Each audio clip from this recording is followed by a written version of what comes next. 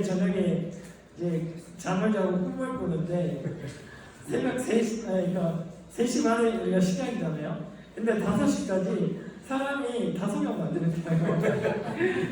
그렇게 하고 온 사람들이 왜 이 두 분이 계셨는지 모르겠지만 김지찬 교수님과 이승민 교수님이 여기 앉아 계시더라고요. 네.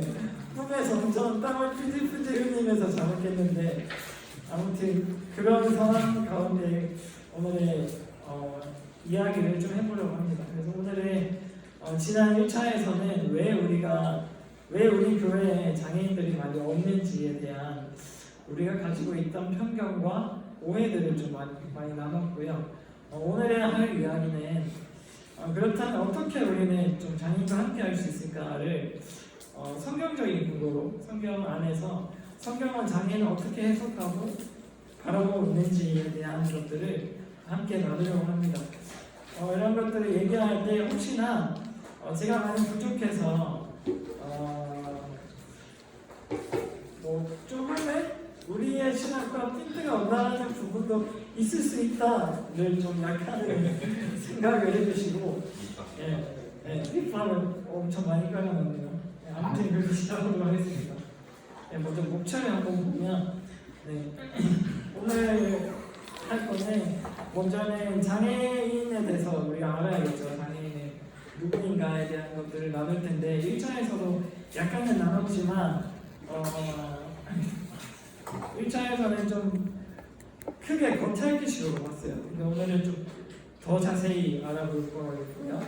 그래서 또 두 번째 차례에서는 성경에서는 과연 장애인을 어떻게 해석하고 있는가에 대한 것들을 한번 나눠보도록 할 거예요.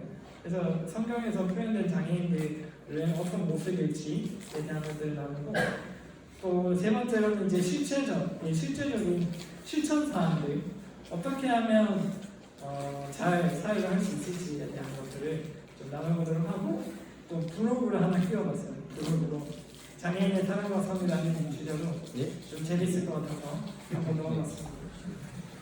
그러면 장애란 무엇인가에 대한 것들을 나누도록 하겠습니다. 먼저 장애인에 대해서 UN은 다 아시죠? UN에서는 장애인 권리 선언에서 선천적이든 후천적이든 신체적 후천적 능력이 불완전한 상태에 대한 내용들을 얘기하고 있어요. 이게 1975년도에 나온 장애인에 대한 정의고요. 이 정의는 장애인 개인적인 문제로 많이 치부가 되었죠. 넘겨주세요. 이게 색깔이 왜 안 보이지? 아무튼 WHO에서 이런 장애인에 대한 개념을 재정립했습니다. 그래서 이전에 UN에서 했던 것은 손상과 개인의 능력을 집중을 했다면 WHO에서는 한 가지 더 추가해서 이 장애가 되게 하는 문제는 사회적인 분리 현상이라고 다른 방면으로 해석하는 흐름을 볼 수가 있습니다. 한번 넘겨주세요. 그렇다면 한국에서 장애인 복지법은 어떻게 될까? 이것이 1999년도에 나온 것이고 아직까지 통용이 되고 있습니다. 그래서 한국에서는 신체적, 정신적 장애로 오랫동안 일상생활이나 사회생활에서 상당한 제약을 받는 자를 말한다고 해요. 그래서 여기서 우리나라에서 보는 것도 보면 장애인의 신체와 장애인 개인의 정신의 문제를 더 부각해서 장애인을 정의하는 모습을 볼 수가 있습니다. 넘겨주세요. 그래서 이제 이런 장애인에 대한 개념을 시대와 그러한 사회적 인식의 수준에 따라 장애인을 어떻게 정의하는가가 많이 갈려지게 됩니다. 그래서 장애인을 판단하는 어떤 기준이든 한계와 문제점은 반드시 있죠. 개인적인 문제에도 한계도 있고 또 사회적인 문제로 봤을 때도 한계가 있습니다. 그래서 여기 위에 마크를 보면 장애인을 표시하는 마크가 시대별로 변화해진 마크인데요. 네, 맨 처음에 있는 거는 뭔가 좀 수동적으로 보이죠. 장애인의 수동적인 모습으로 보이고 점차 갈수록 장애인은 좀 더 능동적이고 활발한 모습으로 그려지고 있는 장애인에 대한 것을 볼 수가 있습니다. 넘겨주세요.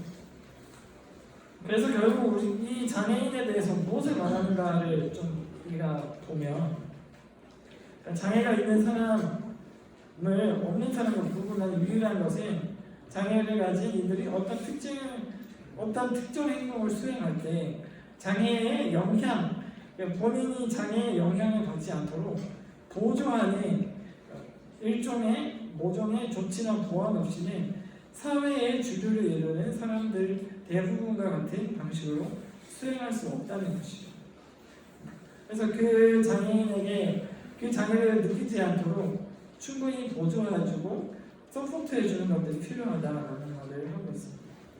그래서 같은 장애를 가지고 있더라도 그 사람이 처한 환경에 따라 그 사람은 자신의 장애를 더 느낄 수도 있고 덜 느낄 수도 있는 거죠. 그러면 이제 우리가 이 장애인을 어떻게 대해야 되는가에 대한 내용을 좀 해볼 텐데요. 네, 먼저 장애가 무엇인지 이렇게 많습니다. 장애인에 대한 장애 유형은 15가지로 우리가 분류를 했는데요. 지금의 사회에서. 그래서 크게는 신체적 장애와 정신적 장애 두 가지로 구분을 하고, 그러니까 정신적 장애는 또 안에서 3개의 것들로 나뉘어지고 신체적 장애는 나머지 12개의 것들로 나뉘어집니다. 네. 그래서 이러한 장애인을 대할 때 어떻게 대해야 되는가에 대한 에티켓을 설명해 드리면, 근데 이 에티켓도 장애인 모두를 대변할 수는 없어요. 그러니까 소수가 장애인 이 에티켓을 만든 것도 정말 사회에서 활발하게 활동할 수 있는 장애인들의 범위 안에서 그들이 모여서 약속한 하나의 것들이거든요. 그래서 이것을 모두에게 다 통용할 수는 없고, 다만 좀 알아두면 좋은 것들을 얘기를 합니다. 그래서 영어로 얘기를 할 때 장애인과 비장애인이라는 말을 쓰고요. 정상인이라는 말을 지양합니다. 왜냐하면 정상인이라고 했을 때 장애가 아닌 사람은 정상인이라고 했을 때 장애인은 자동적으로 비정상적인 사람으로 되는 거죠. 정상과 비정상을 구분하는 것은 인간의 기준이기 때문에 그냥 장애인과 비장애인으로 나눕니다. 근데 이것도 일각에서는 또 어떻게 보면 비장애인의 입장에서 그들은 스스로 수동적인 존재로 되는 것이 아닌가, 너무 장애인에게 맞춘 기준이 아닌가라는 이야기도 나오기도 합니다. 모르겠어요. 저는 영어가 어떻게 됐든 어쨌든 우리가 사역을 하는 대상이 장애인이라면 그들이 더 상처를 받지 않도록 더 세심하게 배려를 하는 것들이 필요하겠죠. 네, 넘겨주세요. 그래서 이 장애는 장애 유형별로 또 각자 다른 위치가 있겠죠. 그래서 시각장애인을 보면 시각장애인은 눈이 안 보이니까 어떤 방향을 설명할 때 여기 저기 하면 못 알아듣겠죠. 그래서 왼쪽, 오른쪽, 앞, 뒤라는 정확한 방향을 제시를 하고, 그리고 여기에는 나와 있지 않지만 시각장애인과 관계를 할 때 그 사람에게 인사를 할 때 먼저 다가가서 인사를 하는 것은 그렇게 해야 되는 게 맞는 거겠죠. 먼저 다가갈 때 본인이 누구인지 본인의 이름을 얘기하면서 안녕하세요 누구누구입니다라고 얘기를 하면서 그렇게 관계를 맺어가는 것이 좋을 것 같고요. 그러니까 시각장애인과 동행을 할 때 시각장애인은 한 손에 흰 지팡이를 가지고 이 지팡이를 의지해서 길을 다닙니다. 근데 만약에 시각장애인이 동행을 도와달라고 할 때 만약에 시각장애인의 오른손에 지팡이가 쥐어져 있다면 왼쪽 편에 서서 왼쪽 편 반보 앞에서 서서 본인의 오른쪽 팔꿈치를 내줍니다. 그러면 시각장애인이 이 팔꿈치를 잡고 운동을 할 수 있는 거겠죠. 그래서 이렇게 글을 할 때 앞에 어떤 장애물이 있다면 앞에 뭐 계단이 있습니다, 턱이 있습니다라고 얘기를 해주면서 함께 시각장애인을 보조해 줄 수 있고요. 그리고 또 의자에 앉는 경우 같은 경우도 의자 등받이에 손을 갖다 대주면 그것을 찾아서 의자에 앉을 수 있도록 하는 것이 중요하고, 또 여기에 나와 있지 않는데 시각장애인과 식사를 할 때 시각장애인은 반찬의 위치를 정확히 어디 있는지 모르잖아요. 그래서 시각장애인이 손으로 젓가락을 집으면 그 손을 잡아서 여기에는 뭐 시금치가 있습니다, 여기에는 김치가 있습니다 라고 설명을 해주는 것도 필요합니다. 넘겨주세요. 그래서 청각장애인과 함께 관계를 할 때는 청각장애인은 사람에 따라 다른데 입 모양을 보고서 또 의사소통을 할 수 있게 훈련되어 있는 사람이 있어요. 그러면 그런 사람들은 입 모양을 가장 최대한 크게 벌려서 이렇게 대화를 나누고 이렇게 하면 좋을 것 같고, 당연한 거겠죠. 함께 대화를 할 때 필담을, 우리가 수어를 배우지 않는 이상 필담을 하면서 대화를 나누면 좋을 것 같고, 지체장애인 같은 경우에는 길을 가다 보면 본인이 의도치 않게 누군가가 어느샌가 와서 휠체어를 밀어줄 때가 있어요. 그러면 장애인은 당황을 하겠죠. 본인이 스스로 할 수 있음에도 불구하고 그런 경우도 있고, 굳이 본인이 이제 도움을 요청하지 않는 이상 선뜻 도와주기보다는 정말 그 사람이 어떠한 한 장소에서 어떠한 특정 행동을 계속적으로 할 때 힘들어 보인다 하면 아주 조심스럽게 다가가서 도와드려도 될까요? 라는 식의 질문으로 좀 다가가서 함께 해주시면 좋을 것 같고요. 그리고 여기에는 나와 있지 않는데 지체장애인과 대화를 할 때는 휠체어 타는 장애인을 예를 들어서 휠체어 타는 장애인과 대화를 할 때 만약 비장애인이 앞에 서 있으면 대화의 눈높이가 맞지 않잖아요. 그래서 서로 대화를 할 때 잠깐이면 약간의 시선을 숙여 주신다든지, 아니면 긴 시간이면 같이 앉을 수 있는 곳으로 가서 같이 대화를 해 주신다든지 이렇게 해주시면 좋을 것 같아요. 넘겨주세요.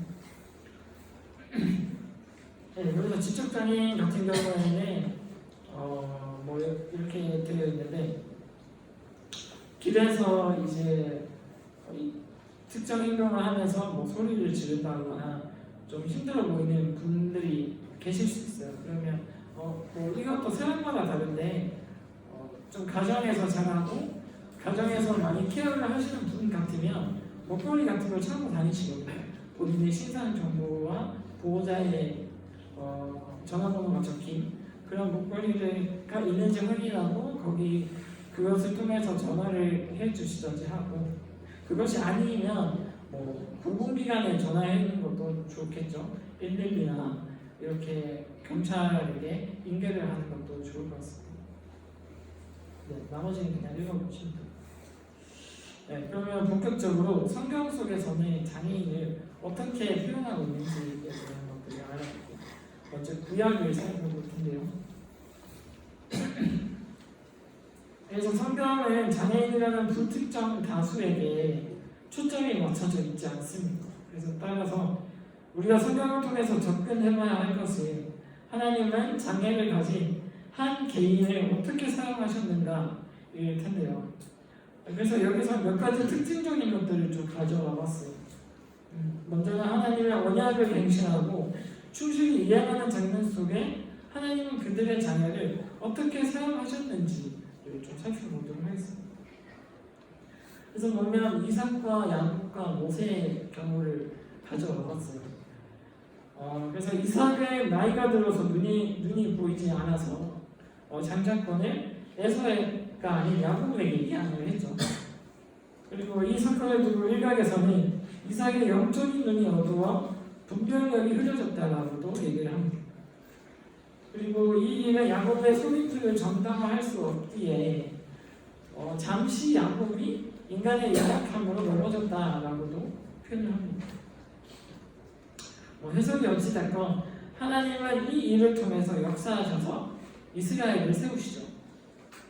그 다음으로 야곱은 약국강가에서 천사와 싸워서 항공권과 탈골되는 장애를 경험합니다.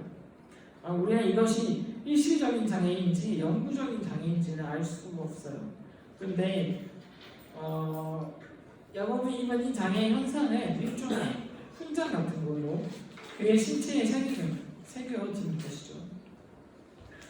야곱의 이 사건을 통해서 우리가 알 수 있는 것은 장애가 무능력함을 나타내는 것이 아니라 하나님의 능력을 입은 새로운 정체성으로도 기능을 할 수 있다라고 이해를 할 수 있게 된 거죠.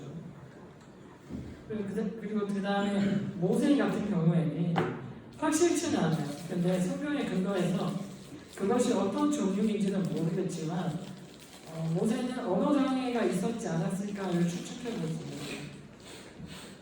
출애굽기 4장 10절에서 모세는 이런저런 이유와 핑계를 대면서 하나님의 부르심을 거절하죠.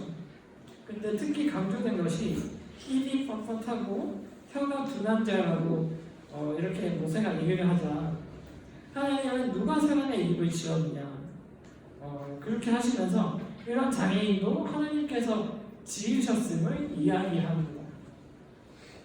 그래서 모세가 언어를 사용하는 데 있어서 어느 정도 어려움이 있지 않았을까를 좀 얘기를 해보는 거죠. 그래서 어찌됐든 그가 어떤 불편함을 가지고 있었든지 하나님의 11절의 변론을 통해서 하나님이 지으신 사람은 그가 쓰신다라는 메시지를 이 얘기를 통해서 알 수가 있습니다. 다음으로 보겠습니다. 그래서 다음으로 장애 신학 연구에서 중요한 위치를 차지하는 루비보셋의 이야기를 나누도록 합니다.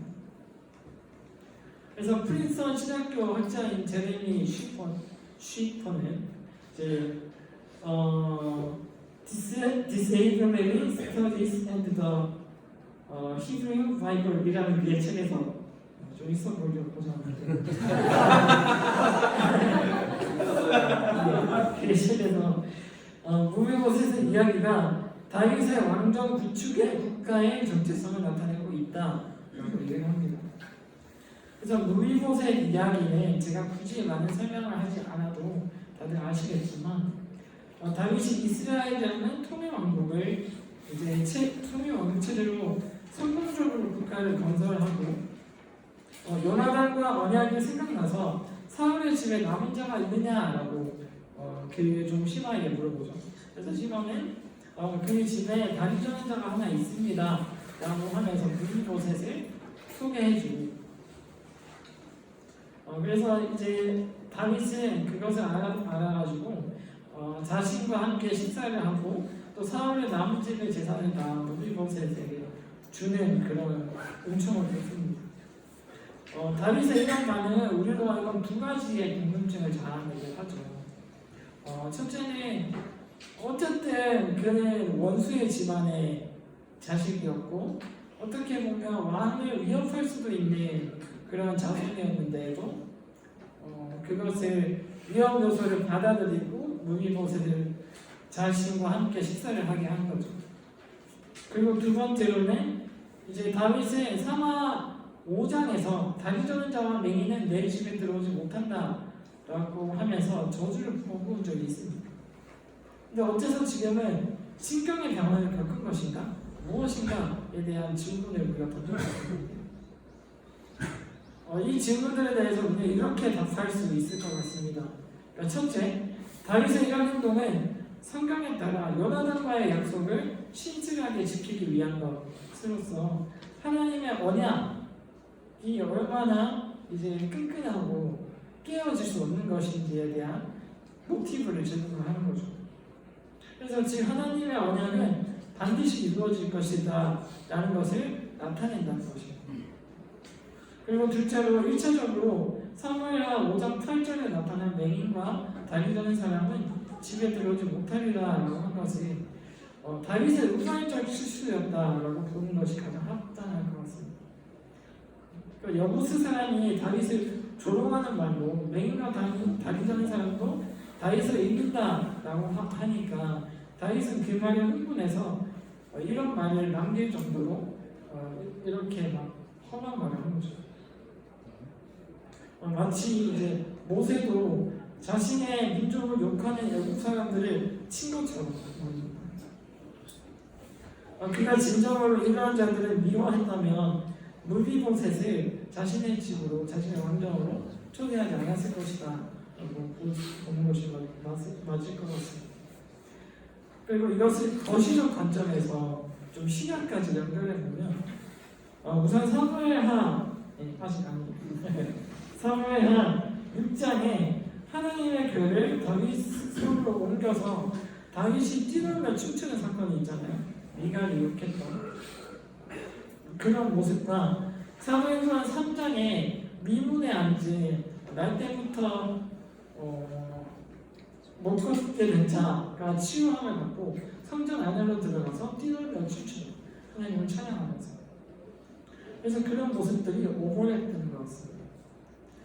그래서 지금 하나님을 만나지 못하는 자는 다리가 있으나 뛰기는커녕 걷는 것도 온전치 못하고 눈이 있으나 하나님을 볼 수 없는 죄인의 상태가 사무엘하 9장 3절에서처럼 하나님의 은총을 받을 때 성전 안에서 누리며 자신의 한계가 모두 벗어지는 은혜를 누리는 자로 된다는 하나님 나라의 정체성을 단면적으로 보여주는 예가 무비보셋을 통해 나타나게 됩니다. 이러한 하나님 나라의 정체성을 예레미야 31장 8절, 이사야 29장 18절, 누가복음 4장 18절과 14장, 고린도전서 1장 27절, 복음서의 포도원 농부 비유 등등 성경의 여러 곳에서 발견할 수 있습니다. 이 외에도 구약에서는 장애인을 이런 긍정적인 측면만 보는 것이 아니라 부정적인 측면으로 묘사가 되기도 하는데요. 그것은 뒤에 나누도록 하겠습니다. 그 다음으로 이제 신약으로 넘어가면, 근데 구약 성경과는 달리 신약 성경에서는 장애인들이 치유받는 기사가 엄청 많이 나오는 거죠. 그래서 저희가 지금 살펴볼 것은 각각의 사건에서 치유가 주는 의미와 장애와 치유는 어떤 상관관계가 있는지 살펴보려고 합니다. 마찬가지로 시간상 모든 사건을 다룰 수는 없고 몇 가지 특징적인 것들만 뽑아서 나누고자 합니다. 재미있는 것이 복음서에서 고침받는 시각장애인의 경우 예수님께서 상황에 따라 각자 다른 처벌을 하시면서 치유를 하십니다. 그래서 이를 통해서 우리가 알 수 있는 것은 성경은 장애에 대한 포커스보다 예수님이 어떠한 분이신가를 드러내기 위해 치유 기사를 사용하고 있습니다. 그리고 같은 기사를 쓰더라도 각기 다른 복음서 저자가 강조하는 신학의 내용에 따라 표현하고자 하는 바를 세심하게 다르게 표현하고 있다는 것을 우리가 알 수가 있는 거죠. 예를 들어서 요한복음의 기사에서는 요한복음 9장 4절과 5절을 통해서 빛으로 오신 예수님을 강조하고 있는 요한의 모습을 볼 수가 있고요. 그리고 바디메어의 사건 같은 경우 적극적으로 자신의 점을 낫게 해주실 분을 향하여 다윗의 자손 예수의 아들을 불쌍히 여기소서라고 하잖아요. 그런 외치는 바디메어와 치유함을 받고 예수님을 따르는 그의 모습 속에서 세 복음서 모두 제자도를 가르치기 위한 예수님의 설명이었다고 우리가 이해할 수 있습니다. 그래서 우리는 이러한 치유 기사들이 예수님의 신성과 그분의 나라의 원리들을 가르치기 위한 임을 성도들에게 잘 전해야 합니다. 만약 장애인이 치유를 받아야만 하는 존재로 성경이 인식했다면 예수님이 이 땅에 오심으로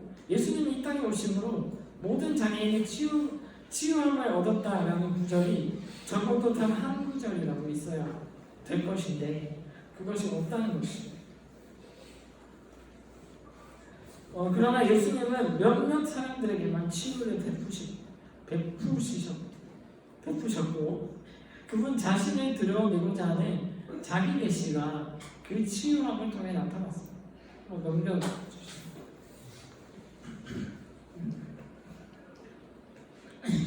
그래서 하지만 이와 동시에 우리가 전해야 할 것이 예수님은 그저 자기 계시를 위한 수단으로서 장애인을 이용하지 않으셨다는 사실을 우리는 주지시켜야 하는데요. 중심 주제는 그분의 권능에 나타남과 하나님 나라의 현재성이라고 할지라도 그 동기는 그분의 불쌍히 여기심, 즉 사랑이라는 것이 있다고 얘기를 해야 합니다. 또한 그 불쌍히 여기심이라고 할 때에도 그저 인간적인 비교 선상에서 인간이 하는 어떠한 열등한 존재로서의 인식에서 나오는 연민이 아니라 그들이 겪고 있는 사회적 고립과 차별에 대한 안타까움을 이라는 것도 상기시켜야 합니다. 그러니까 예를 들어서 마가복음의 상황에서 나온 바디메오는 사람들로부터 분리와 차별을 받습니다. 맹인된 자가 감히 예수님께 나온다고 바디메오가 꾸짖음을 받죠. 근데 그런 것을 보고 예수님은 그들 앞에서 당당히 바디메오를 부르시고 고치시고 다시 무리들 속으로 돌려보내시는 예수님의 모습을 볼 수가 있어요. 그래서 이와 같은 예는 삭개오의 이야기에서도 그리고 나병 즉 한센병 환자를 고치시는 사건에서도 알 수가 있습니다. 그래서 이 지점에서 우리가 할 수 있는 고찰은 하나님은 왜 지금도 장애인들을 고치고 계시지 않는가에 대한 질문인 것 같아요. 그래서 물론 이런 현상들이 아예 없다고 할 수 없겠죠. 그렇지만 거의 일어나지도 않고 우리의 평생에 한 번 볼까 말까 한 일이 되어버렸습니다. 그러니까 우리는 괴리감에 빠집니다. 예수님을 믿는 사람들은 병 고침의 은사가 주어진다고 했는데 그것이 무엇을 의미하는가? 그래서 이것은 두 가지 측면에서 답할 수 있을 것 같은데요. 첫째로 계시의 발전이라는 측면에서 이해할 수 있을 것 같습니다. 그러니까 예수님이 오셨을 때는 이제 막 예수님을 통해서 구약의 예언의 성취를 이 땅 가운데 보여주고 계셨죠. 그리고 그 전까지 이스라엘 백성들은 오실 메시아에 대해서 각기 다른 상상들을 펼치고 있었을 것 같습니다. 그래서 예수님이 승천하시고 성령이 교회에게 처음으로 오셔서 마가의 다락방에서 성령이 임하는 것을 우리의 눈으로 다 보게 하신 것처럼 어떤 이제 예수님이 이 땅에 오시고 하나님 나라가 이 땅에 도래했다고 시각적으로 보여주는 것이 필요했다라고 얘기를 할 수 있는 거죠. 하지만 지금의 시대에서는 완성된 계시인 성경이 교회를 통해서 주어졌습니다. 그래서 장애인을 통해서 굳이 장애인을 통해서 하나님 나라를 알 수 있는 방법이 아닌 거죠. 그리고 우리가 집중해야 할 것은 육체의 치료보다는 영적인 치유가 본질적으로 더 중요한 사실을 잊어서는 안 됩니다. 그러니까 본질적인 문제는 우리의 영이 병들었다는 데 있고 믿는 자는 이 영적인 병을 충분히 고칠 수 있는 능력을 부여받은 사람들이라는 것입니다. 물론 육체의 치료도 하나님은 충분히 다 하실 수 있겠지만 그것은 그분의 영역이니까 우리는 그것을 잠시 접어두도록 하고요. 그리고 둘째로는 사회적 발전이라는 측면에서 이해할 수 있을 것 같습니다. 그러니까 예수님이 사역하시던 당시에는 당연하게도 장애인이 인간다운 삶을 보장받을 수 없었다는 것을 굳이 많은 말을 하지 않아도 우리가 알 수 있습니다. 그러나 2000년이 넘도록 하나님은 신실하게 이 땅을 운영하고 계셨을 뿐만 아니라 사람들을 통하여 사회적 수준을 향상시키셨습니다. 그리고 사람들의 인식 또한 발전되도록 하셨습니다. 그것을 우리가 역사적으로 확인할 수 있는 거죠. 따라서 예수님 당시에는 예수님이 당장 치료해주지 않으면 이들은 다시 차별과 고립과 대립으로 뛰어들어가야만 하는 것이었죠. 그래서 예수님은 그것을 불쌍히 여기셔서 그들을 고치신 거죠. 이상 저의 개인적인 견해일 뿐이고요. 알아서 골라내실 건 골라내시고 취할 거는 취하시길 바랍니다. 우리 조금 더 예수님의 치유 기사 속에서 발견할 수 있는 의문점들을 살펴보기로 하는데요. 제가 던져볼 주제는 과연 치유가 믿음과 관계하는가? 이것과 동시에 죄사함과 치유는 어떤 연관성이 있는가에 대한 문제입니다. 우리가 이것을 해결하지 않으면 많은 사람들의 오해를 불러일으키기 쉽습니다. 성경은 실질적으로 믿음대로 될지어다 내 믿음이 너를 구원하였다라고 말을 합니다. 그런 마치 믿음이 치유를 불러일으킨 것처럼 보여지는 거죠.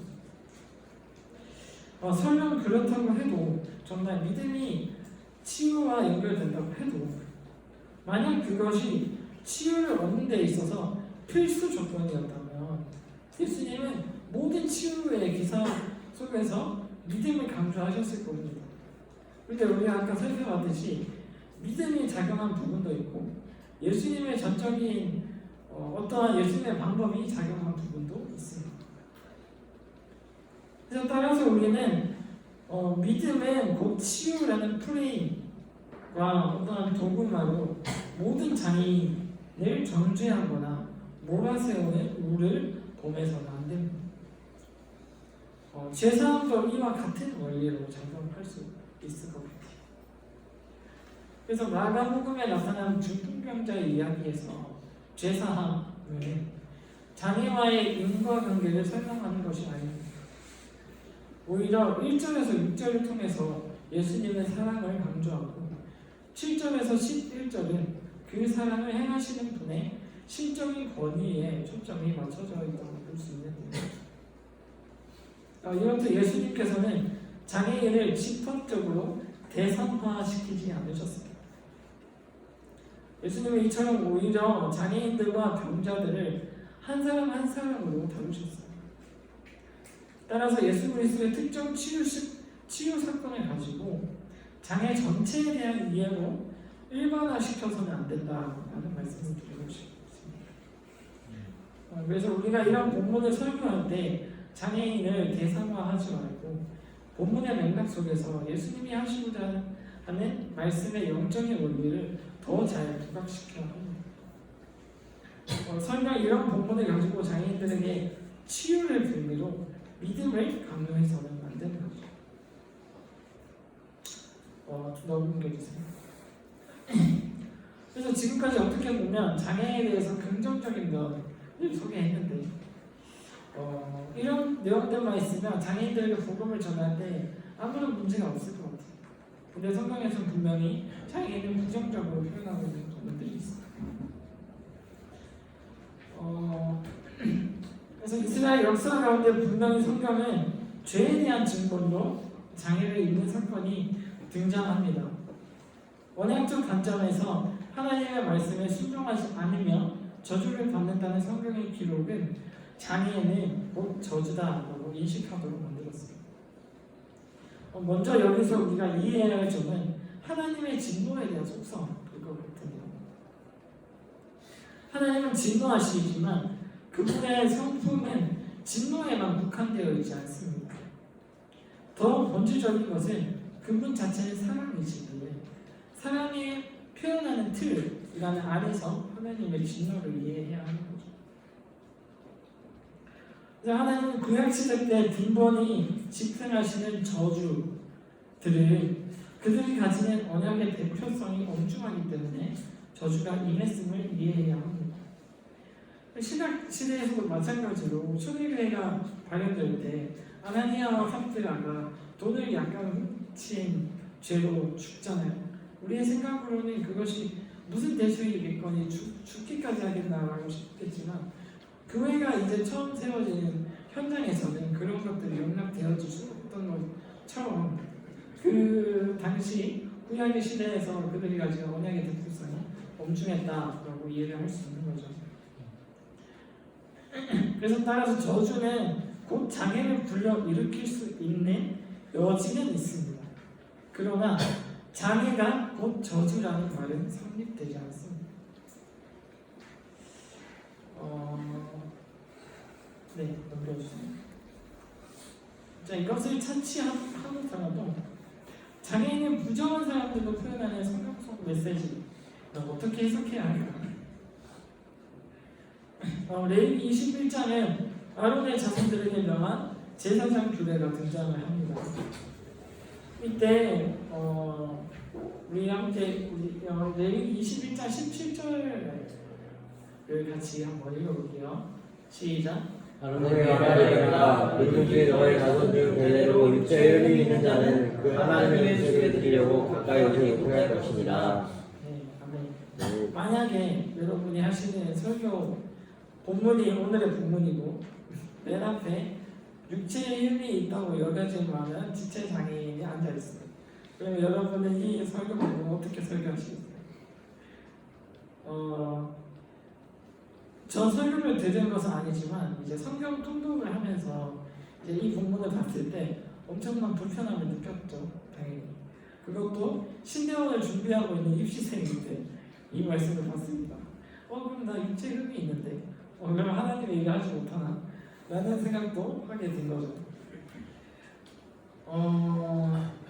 일단 이러한 제사장의 규례를 이해하기 위해서 제사장 직분이 의미하고 있는 것이 무엇인지에 대한 접근이 필요하겠죠. 그래서 굳이 많은 말을 하지 않아도 제사장은 하나님과 인간 사이에서 그리고 하나님과 이스라엘 백성 사이에서 중요한 중보자 역할을 해야 했기 때문에 그가 깨끗하고 정결해야 한다는 것은 주지의 사실입니다. 그렇다고 해도 장애인을 부정한 사람으로 취급한다고 하는 것은 너무 과한 처사가 아닐까라고 생각할 수 있습니다. 여기서 우리는 본문에 청각장애와 지적장애 등과 같은 겉으로 드러나는 장애인은 하나님께서 말씀하지 않으셨다라는 것을 좀 주목해 볼 필요가 있는데요. 그래서 우리의 해석은 하나님이 이런 규례로 지정하신 것은 하나님 그분의 절대적인 뜻보다는 제사장은 이러한 정결하고 온전한 사람이어야 한다라는 것을 시각적으로 보여주는 자료로서 당시 사람들의 인식을 반영한 방침이었다라고 이해되어야 될 것 같습니다. 다시 말해서 하나님의 완전성을 설명하기 위해서 인간 세상에서 표현할 수 있는 최상의 수단이 기껏해야 실체의 정상성으로 이 정상의 기준도 사람이 정한 거지만 그렇게 실체 정상성으로밖에 표현할 수 없었다는 것이었죠. 구약에서 부정하다고 여겼던 음식들이 신약에 와서는 또 정결하다고 했던 것처럼 이 시대에 그렇다고 해서 또 우리의 시대에서는 또 그렇다라고 얘기를 할 수 없는 거죠. 네, 넘겨주세요. 그래서 장애인을 향한 하나님의 목적 그리고 우리가 한번 보기 원합니다. 실제로 저에게는 이 것에 대한 해답이 저 안에 생기고 나서 그 이후에 좀 신앙이 더 발전되어진 것 같아요. 교회를 다니는 많은 장애인들은 이 문제 앞에서 극적으로 변화되거나 극단적으로 교회를 떠나는 경우가 있을 수 있습니다. 목회자는 특히 이 부분을 장애인 성도가 교회에 왔을 때 그 사람이 하나님을 만나느냐 만나지 못하느냐를 결정하는 중요한 요소임을 인지하고 장애인 성도를 양육할 필요가 있습니다. 저번 세미나에서 저는 장애인도 하나님의 형상이다라고 말씀을 드렸는데요. 동시에 이 장애는 인간이 태초에 저지른 죄로서 발생했다라고도 말을 드렸습니다. 그래서 장애라는 것은 한 개인을 설명할 수 있는 특징이 될 수 있지만 장애 자체가 그 사람의 정체성을 규정할 수는 없습니다. 저희가 지금 이 시간 동안 살펴봤듯이 사람들의 인식 속에는 장애인을 부정하고 온전치 못한 사람이라는 정체성에 가졌다면 하나님의 시각에서는 그저 구원이 필요한 하나님의 자녀라는 정체성이며 단지 자녀를 가진 한 사람 한 사람으로 바라보고 있다는 사실을 믿음으로 받아들이도록 우리가 장애 성도를 양육해야 합니다. 이것이 중요한 또 하나의 이유는 장애인을 이해하려는 시도 속에 그저 비장애인에게 보여주는 하나의 시각적 보조 교재로서 이렇게 불편한 사람도 잘 살아가고 있는데 감사해야 한다 라는 식의 말을 한다던가 이 사람들은 하나님의 보내신 천사로서 하나님의 영광 받으시려고 하나님이 의도적으로 장애인이 되도록 만드셨다 라는 주장은 우리가 흔히 말하는 인간론을 왜곡하는 것일 수도 있죠. 로마서에서는 분명히 모든 사람은 죄를 범하였고 하나님의 영광에 이르지 못한다라고 말을 했어요. 다만 장애인으로 태어난 사람도 하나님의 영광을 위해 쓰임 받을 수 있다라는 식의 이해밖에 할 수 없는 거죠. 단순히 기능적으로 장애라는 요소가 다른 사람들에게 비장애인이 줄 수 없는 어떠한 역할을 할 수는 있습니다.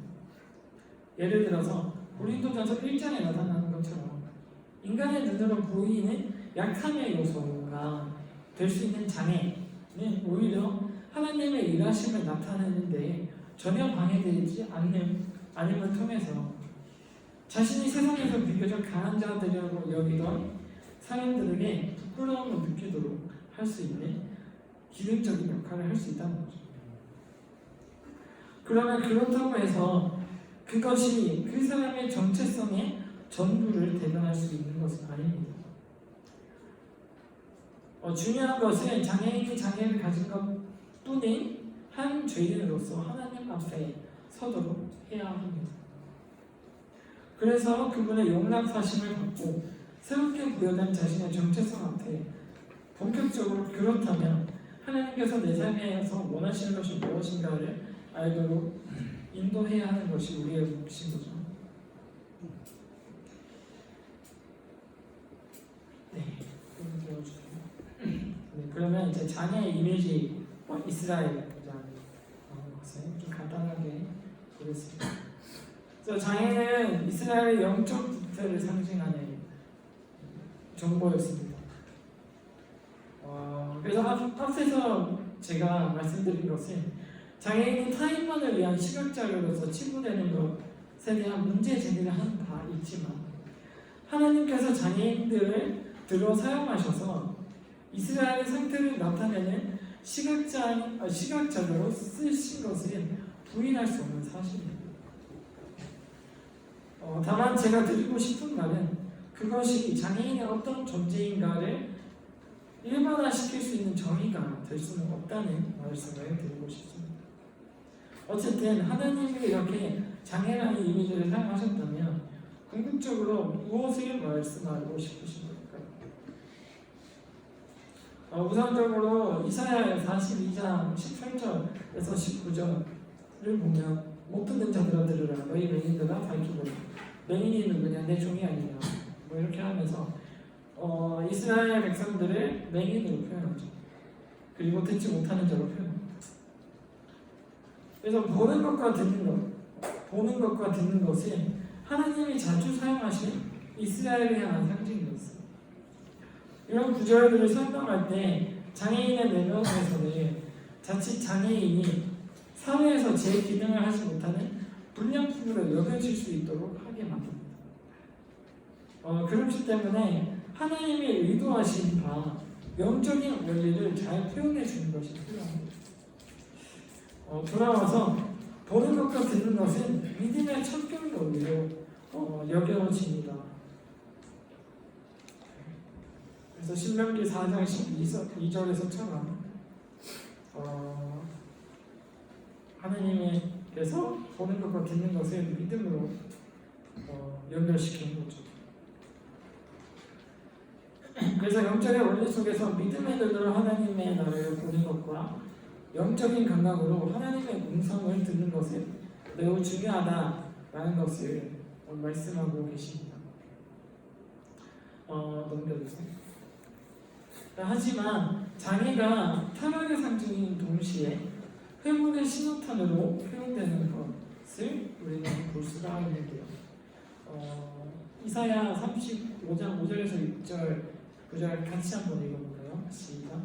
내게 네가 것이며 모든 자에게 네가 열릴 것이며 인간은 사슴같이 될 것이며 못하는 자의 하늘이 될 것이다. 네, 아멘. 우리는 이 지점에서 한 가지 더 짚고 넘어가야 할 부분이 있는데 자칫 이러한 시도와 해석이 장애인들로 하여금 성경의 수많은 사건 중에 등장하는 들러리로 여겨질 수가 있습니다. 장애인은 그저 하나님께서 쓰시는 들러리라는 것으로 여겨질 수 있게 하는데 그러나 성경은 예레미야 31장 8절에서도 알 수 있듯이 장애인을 구속 역사의 파트너로 여기시면서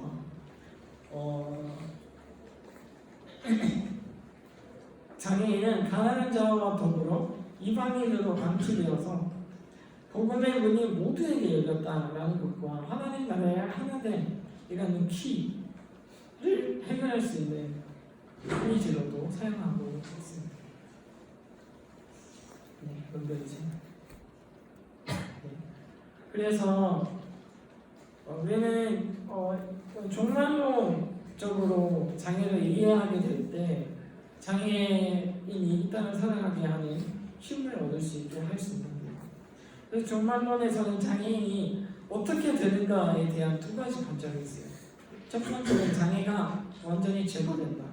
그러니까 부족한 신체가 온전하여지고 완전하여진다라는 관점이 있고 그냥 장애인 그대로 유지가 되는데 이 모습 그대로 천국에 가는데 다만 그곳에는 차별과 어떠한 분리와 소외와 이런 것들이 없기 때문에 장애를 가지고 있어도 그곳에서는 그것이 장애가 되지 않는다라는 근거를 들어서 이렇게 얘기를 하기도 합니다.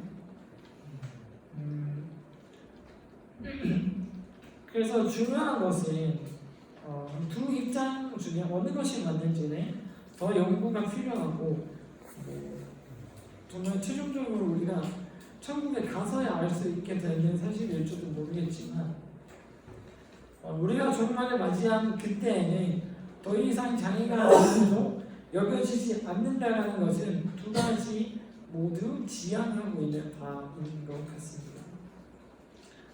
그래서 장애라는 것은 이 땅을 살아갈 때만 인간이 편의적으로 구분한 것일 뿐이며 하나님 나라에서는 신체와 정신의 약함에 아무런 장애 요소가 되지 않는다고 성경은 분명히 말하고 있죠.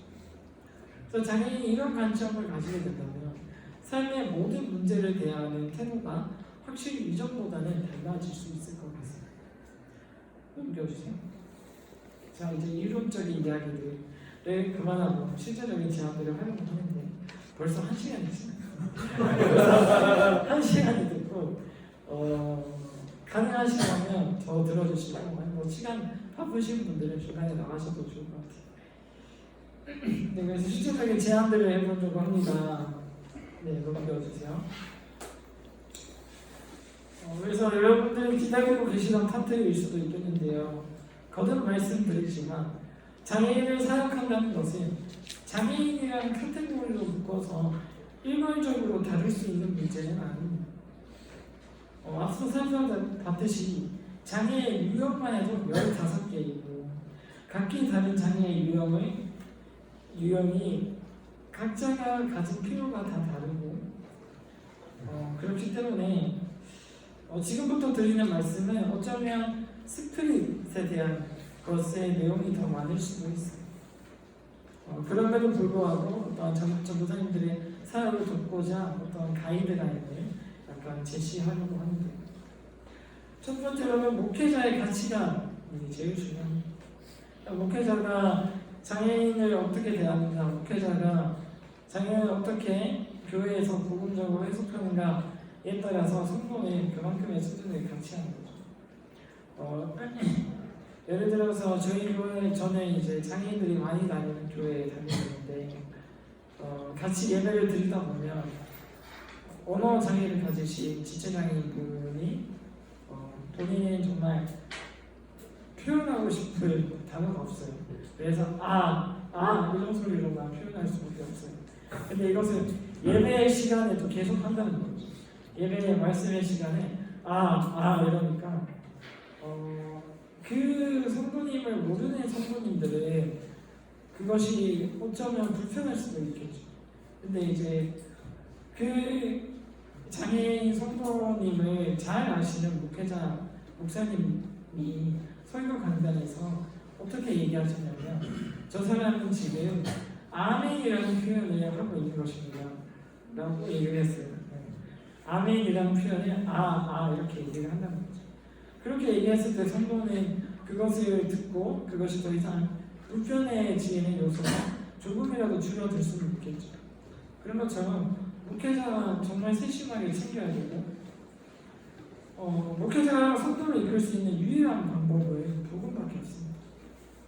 복음이 아니고서는 장애인과 함께하는 것이 소모적일 수도 있고, 세상적인 관점으로 봤을 때 그것이 비생산적으로 보여질 수 있지만, 목회자는 계속 이것을 복음으로 해석하고 복음으로 장애인과 함께 해야 하는 당위성에 대한 내용들을 성도들과 함께 교육을 시켜줄 필요가 있습니다. 그리고 두 번째로는 장애인과 함께 한다는 것은 다른 시간을 사는 것이다.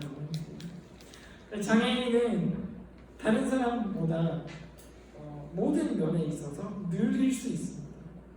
어떤 한 것을 할 때 일반적인 속도가 다를 수 있다는 거죠. 그래서 그런 사람들을 함께 옆에서 기다려주고 당장에 변하지 않는다고 할지라도 하나님의 마음으로 끈기 있게 이 사람을 함께 케어하고 섬겨주는 것이 필요한 거죠. 그래서 어떠한 장애인 부서를 섬기는 집사님에 대한 고백을 들었는데, 어떤 발달장애인 분이 아멘을 하는데 10년이 걸렸대요. 5년을 아로 했고요. 또 5년을 맨이라는 말을 연습시켰고요. 그래서 10년에 걸려서 아멘이라는 연습을 시킵니다. 정말 저는 이 이야기를 듣고 어떻게 10년 동안 이렇게 할 수 있지? 라는 생각을 했는데 그만큼 끈기가 필요한 거죠. 그런 것처럼 세 번째로는 장애인 사역은 교회의 모든 성도가 함께 해야 된다라고 우리가 이해시켜야 합니다.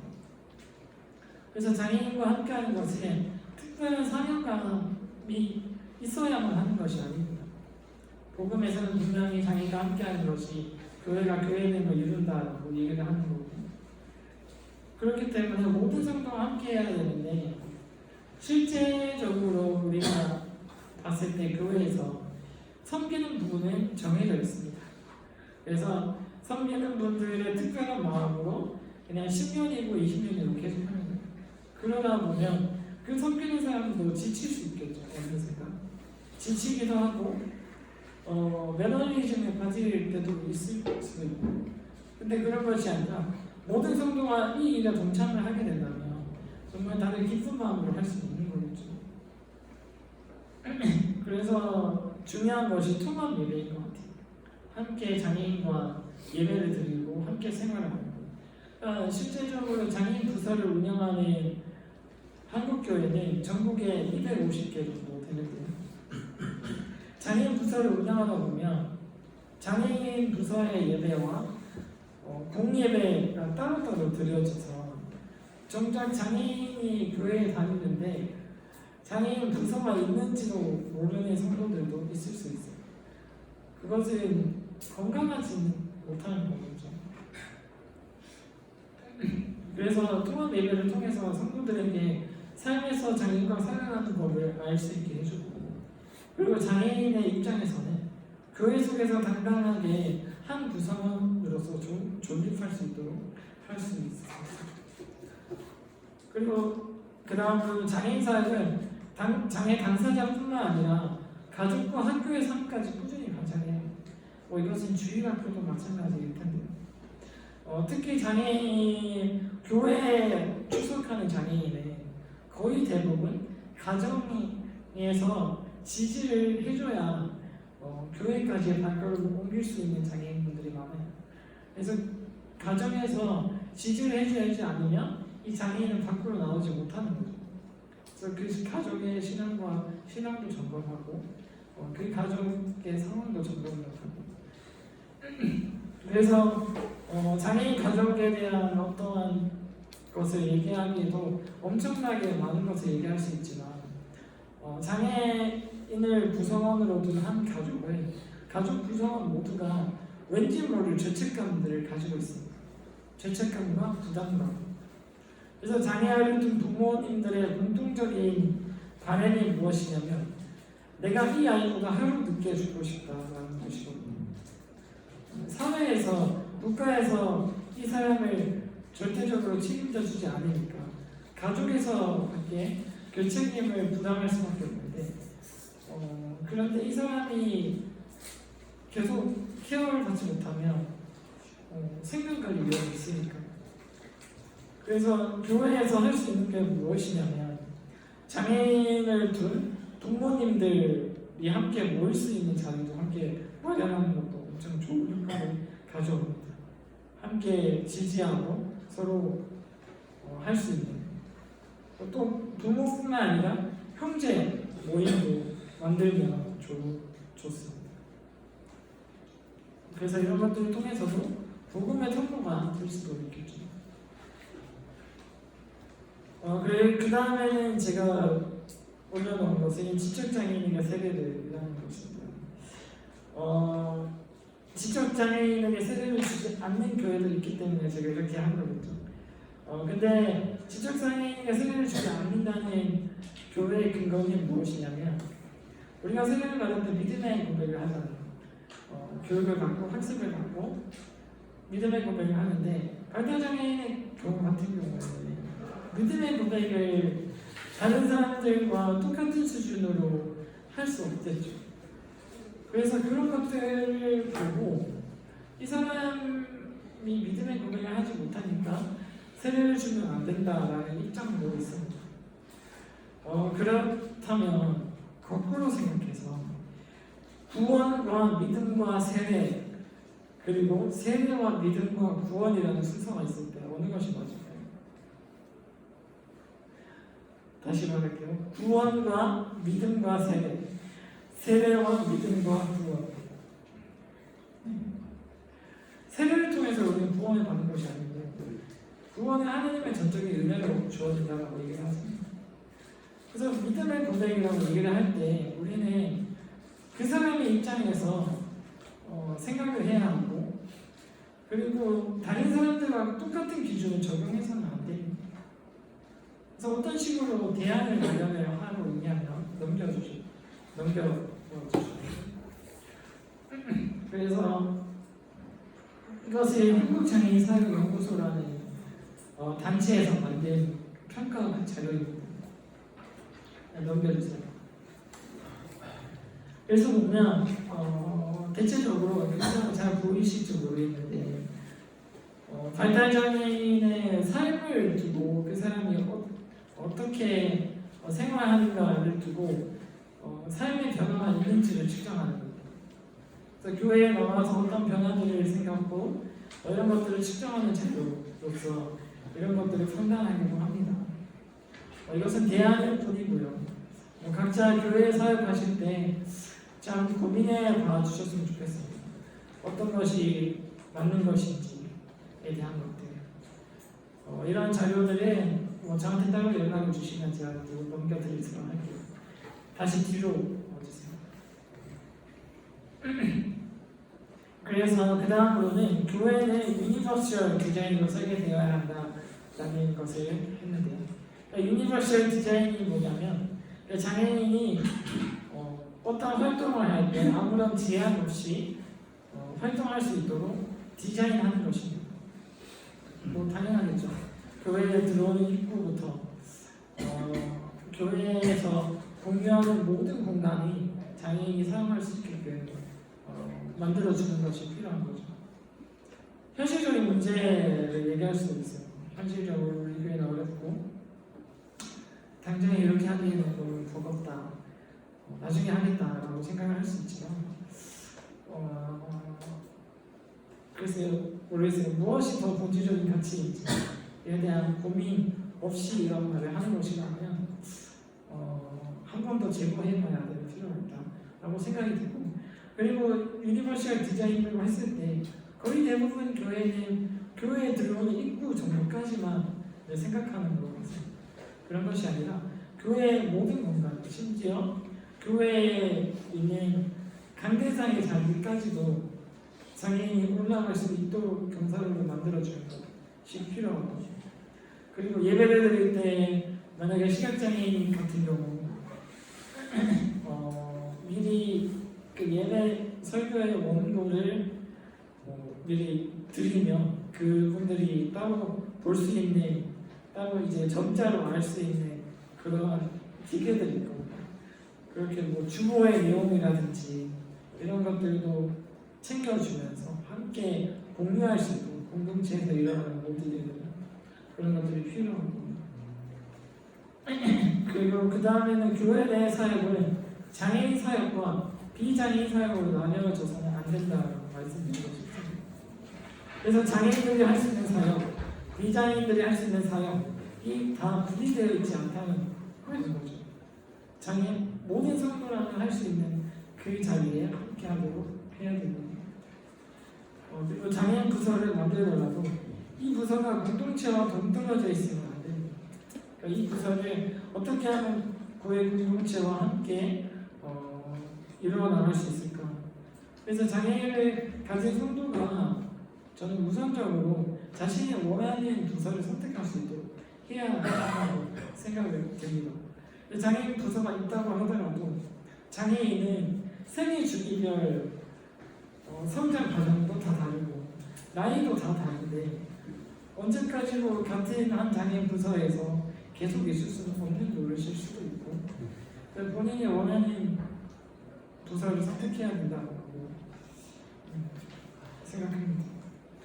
그래서 교회 공동체에서 하는 모든 행사 가운데 장애인과 함께 할 수 있는 것들을 고려하고 그런 것들이 필요한 거죠. 넘겨주세요. 네, 사회적 실제 모델을 얘기하고 있습니다. 먼저 안전운전, 실태, 암을 얘기할게요. 그래서 이거는 제가 오늘 드릴 책, 상품인 책에서 나오는 내용인데요.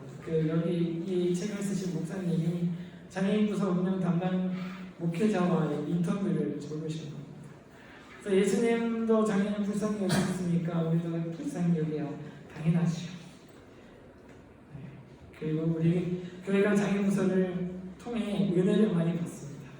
교인들이 그들을 보고 자신들이 얼마나 복을 받았는지 감사하게 된답니다. 그리고 멀리 있는 선교지로 구제하는데 가까운 데 있는 불쌍한 사람들을 구제해야 하지요. 라는 말도 하고요. 장애인 프로그램을 하면 좋은 소문이 나니까 부흥에 도움이 되죠. 저는 이게 제일 나쁘고 전형적인 대기업 마인드 아닙니까? 장애인들이 함께 예배를 드리면 본 예배가 방해됩니다. 네, 이런 게 없어져야 될 것 같습니다. 네, 실제 모델을 좀 가져왔는데 저는 많은 곳에서 경험을 하지 못했고 지금도 장애인 사역을 하고 있지는 않습니다. 그래서 제가 아는 범위 내에서 말씀드립니다. 제가 다니는 교회입니다. 남서울은행교회 다니는 교회인데 제가 여기서 제일 마음에 들었던 게 뭐냐면 장애인 유형별로 부서를 운영합니다. 그래서 미달이라는 이제 발달장애인 부서도 있고, 이 발달장애인 부서도 청년부, 학생부로 나뉩니다. 그리고 이제 시각장애인과 지체장애인이 함께 생활하는 아만나라는 공동체도 있고, 여기에는 적지 않았지만 또 청각장애인이 이제 활동할 수 있는 동아 청년부도 있어요. 아무튼 셋이만 신경을 쓰고 있다는 말이 될 수도 있을 것 같고요. 그리고 여러분 생각하기에 발달장애인은 성경 공부를 할 수 있을까요? 없을까요? 쉽게 생각되진 않는 것 같아요. 근데 저는 놀랐어요. 저도 편견을 가지고 있었어요. 저도 발달장애인들의 성경 공부를 할 수 없을 것이다라고 생각해요. 근데 성경 공부를 하고 있더라고요.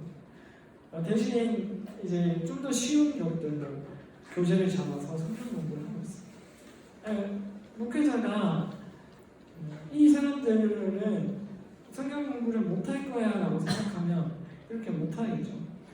이 사람들도 충분히 양육을 받아야 하고 이 사람들도 충분히 하나님의 말씀을 알아야 된다는 인식 속에 성경 공부가 생겨나는 거죠. 그래서 또 버디 학교라고 하는 게 있는데 이 버디 학교는 발달장애인 학생들을 데리고 교회 근교로 나가서 이제 나들이를 하는 경우인데 이 나들이를 할 때 전 교인에게 공지를 합니다. 이날 함께 가서 이분들과 함께 나들이 갑시다 라고 공지를 하면 이들이 또 함께 동행해서 발달장애인 학생들과 나들이를 가는 거죠. 그런 것도 있고 뭐 주기적 장애인 선교에 대한 마인드 특강 같은 것들 계속 하고 있고 뭐 통합 예배도 1년에 한 번 이제 합니다. 그리고 장애 이해 체험 이런 것도 하고 그리고 그 다음으로는 삼일교회인데 삼일교회는 얼마 전에 알았는데 일단은 부서 자체는 발달장애와 지체장애가 통합되어 있습니다. 근데 발달장애인 경우에는 청년들과 학생들을 구분해서 학생부는 1대1로 성도와 이제 그 학생을 담당하는 교사를 붙여서 일반 다른 주일학교 부서에 보냅니다. 나이에 맞는. 그렇게 하면서 통합을 조금씩 준비시키는 거죠. 저는 이 점이 굉장히 크리에이티브하다고 생각했어요. 그리고 나눔교회 같은 경우에는 제가 이런저런 자료를 찾아보다가 나눔교회 조영민 목사님이시잖아요. 그래서 나눔교회 조영민 목사님이 처음에는 장애인 사역에 대한 어떠한 계획과 이런 것들이 없었는데 막상 교회를 짓고 나서 보니까 그 주위에 장애인이 많다는 거죠. 그래서 그걸 사실을 알고 이제 교회에 장애인이 출입할 수 있도록 시설을 마련하고 장애인 화장실을 만들고 장애인 사역자를 청구해서 장애인 부서를 운영한다라는 뉴스 기사를 봤어요. 근데 저는 이런 식의 접근이 우리 모두에게 필요하다고 생각합니다. 특별한 장애인 사역에 대한 비전과 이런 마음이 없더라도 당장에 내가 마주할 성도들이 장애를 가졌다면 이렇게 열린 마음으로 그들을 맞이하도록 준비하는 자세가 필요하지 않나라고 생각합니다. 그 기타로는 발달장애인 일자리 확보 및 사회적 적응 훈련을 위한 카페로 많이 운영을 하는 교회들도 많은 것 같아요. 네, 넘겨주세요. 그래서 아까 잠깐 자료를 보여드렸던 것인데 한국장애인사역연구소라는 게 있어요. 그래서 이런 것들이 있습니다. 네. 이런 것들이 있고 한번 궁금하시면 찾아보시고 이런 게 있습니다. 그래서 넘겨주세요. 보면은 도서도 많이 팔고 있고요. 장애인 사역에 관한 그리고 만약에 장애인 부서를 운영하시는 분이 있다고 하면 여기 가입 신청을 할 수 있다고 합니다. 좋습니다. 장애인의 사역과 성인들 이 부분은 그냥 한마디로 하겠습니다. 이거는 설문 질문 중에 그 지적장애인 지적장애인 청년 부서를 담당하는 전도사님이 쓰신 것 같은데 그분이 하시기로 이 청년들이 무분별한 성관계와 불건전한 이성교제로 힘들어하는 지체들이 있습니다. 어떻게 합니까? 라는 질문을 하셨어요. 그래서 이런 것들을 살펴보니까 전문가에 대한 전문가의 의견이 뭐냐면 전문가는 이 발달장애인도 당연히 성적인 감각을 느끼는 성적인 존재라는 것을 인정하는 것이 첫 번째라고 하고, 우리가 생각하기로 발달장애는 아무것도 모르니까 성적인 감각이 없을 거야, 성적인 욕구와 충동이 없을 거야 라고 부모님들이 생각해요. 우리 아이는 순수해서 그런 거 몰라요. 그렇게 부모님들이 생각해요. 근데 그 우리 아이가 50대라는 거죠. 50대라서. 근데 아무튼 그런 것들이 필요하고, 그러니까 교회가 먼저 장애인을 어떠한 한 인격으로 존중하고 인정해주는 문화를 형성해 나가고, 이들도 이 땅에서 살아가는 분리된 존재가 아니라 하나의 존재로서 똑같은 감정을 느끼고 똑같은 것들을 생각하고 살아간다는 것을 인정하는 것을 교회가 먼저 보여줘야 되지 않나 라는 생각을 말씀을 드립니다. 네. 그러면 정리를 할게요. 함께 더불어라는 키워드로 정리를 합니다. 네, 그냥 거기 써주시면. 그래서 제가 이 세미나 큰 주제를 장애인 사역과 장애인 선교라고 하지 않고 장애 사역과 장애 선교라고 했습니다. 이것의 의미는 장애라는 키워드를 가지고 우리는 사역을 해야 된다는 것입니다. 장애인 선교라고 했을 때 장애인들에게만 하는 어떠한 일종의 서비스라고 생각할 수도 있는데, 그것이 아니라 그 장애인을 둘러싼 사회적 환경들, 교회의 사회적 환경들, 많은 사람들의 인식들, 또 함께 이것들을 바꾸어 나가야만 이것이 온전해질 수 있다는 의미를 내포하고 있는 거죠. 그리고 우리가 결국 장애에 대한 바른 성경 해석을 내놓아야 하는 이유는, 성경에서는 결코, 복음에서는 결코 장애인은 이 세상과 같은 기준으로 설명하고 있지 않기 때문입니다. 그렇기에 우리는 더 분명히 성경을 전해야 하고 성경 속에서 장애를 이해해야 합니다. 그래서 아까 봤던 것처럼 성경은 장애에 대한 어떤 의미도 고정시켜 놓지 않아요. 그래서 장애와 인격과 신앙은 별개의 문제인 거죠. 우리는 이것을 혼동해서 생각하기도 하고 이것이 혼동되어서 신앙이 자라나지 못하는 경우도 있습니다. 그래서 장애인 사역의 궁극적인 목적은 그들도 복음이 필요한 대상이다 라는 인식으로부터 출발해야 된다고 말씀드리고 싶습니다.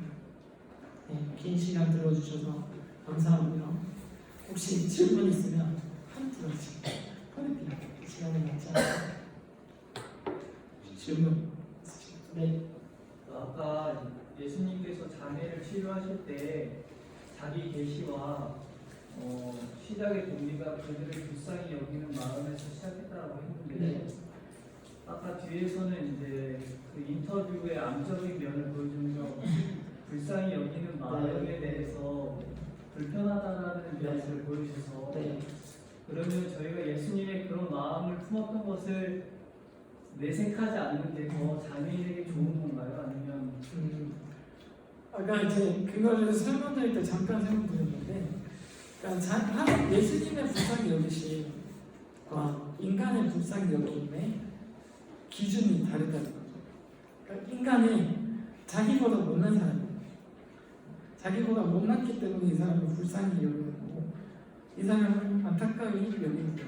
근데 예수님의 관점은 이 사람이 장애로 인해서 겪게 되는 수많은 아픔들, 수많은 고통들, 이런 것들로부터 출발한다는 거죠. 그것에 대한 차이가 있지 않을까라는 생각을 합니다. 이해가 되셨나요? 아니면 더 설명이 필요한가요? 네. 나중에 이해해드릴까요?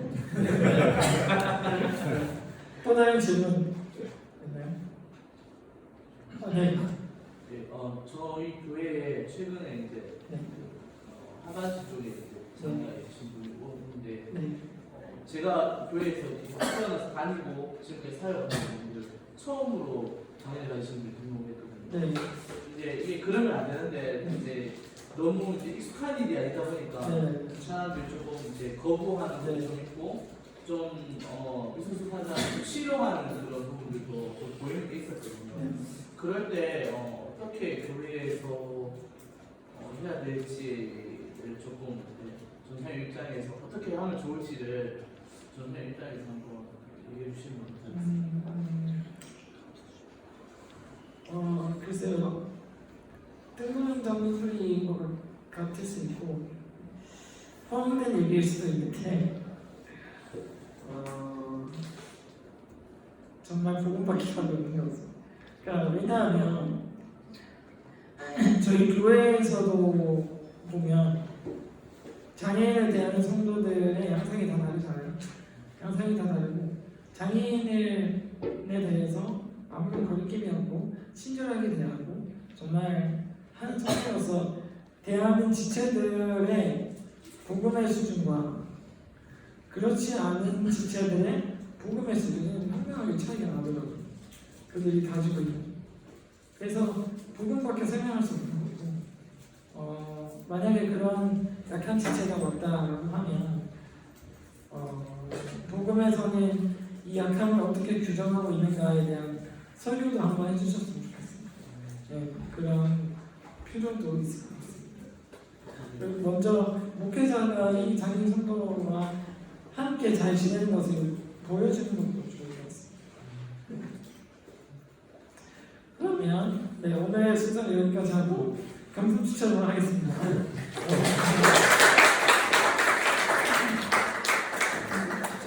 혹시 번호 못 가져가신 분 계신가요? 네. 번호 가져가겠습니다. 여기 있습니다. 혹시 오늘 하신 자료는 공유 가능하실까요? 네, 공연 가능한데 저한테 따로 연락을 주시면 제가 자료들을 보내드릴게요. 네.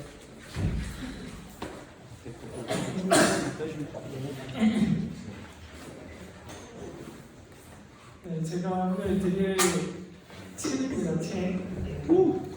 책인데